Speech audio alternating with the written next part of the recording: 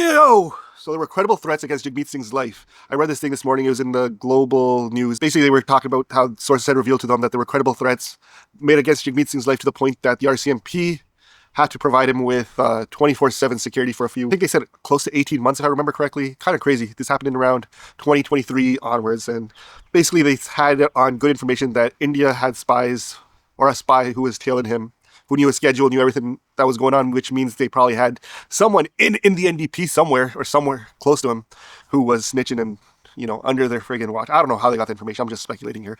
But there was enough of a credible threat against his life that, they had to provide him with security. They had told him, sleep in the basement with your windows covered because, you do not want to be seen right now. So it's kind of insane. If you think about that same time frame, this was the same time that a lot of Sikhs were kind of upset with Jagmeet. I don't think he could go anywhere. I remember there was a video of him going to the Gurdwara and people trying to pick fights with him there.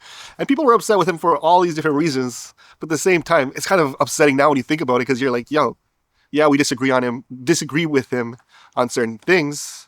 Because these guys were really mad at him for, propping up crude oil and all that kind of jazz. A lot of it was like COVID related. Some of it was, the whole wokeness type thing, which means they were kind of like, yo, why are you pro-trans gender rights and all that kind of stuff? And while they're hating on him and shitting on him, this guy's life's in danger. And it's in danger because he's pro-Khalistan, and they're saying, yo, he's pushing the line way too far, talking about the Sikh genocide way too much. So he's hated by India. They want to kill him because he's, pro-Pantik. And then you have these pro-Pantik people who hate him because they say he's not Pantik enough. This weird collision course. And now, Modi's coming to Canada because, yay, India relations are back on the table. Even though Modi was trying to get a former politician killed. This whole thing gets very confusing as to, okay, so what side is you on now? You anti-Modi, hate Jagmeet, how do you reconcile all of this into one coherent thought, which is wild to me now.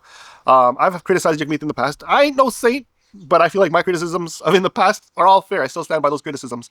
And I think that this hate on him, I never considered him anti-Pantik to any degree, but I don't know, man, it gets confusing when you live in this community of, you get one side hating the hell out of him and convinced that he's like anti everything that Sikh stands for, then you have someone else trying to kill him because those people are the anti-Pantik. I don't know, you guys get what I'm saying? I'm mumbling here, I'm rambling here, but you guys understand where I'm trying to show this ball of confusion. Maybe all things can be true at once, maybe none of them can be, I don't know. But now we got Modi coming to Canada at the behest of the Canadian Prime Minister, even though Modi has been implicated in trying to kill Canadians and killing Canadians who, speak out against India. So yay Canada, yay Carney. What messed up times, man. Such wild times. And now Canadian Sikh MPs, they lost their tongue again. They were a real Pantik before the election, like, yeah, we're going after them. And now they're like, so anyways, that's all I got today. Y'all have a great ass day.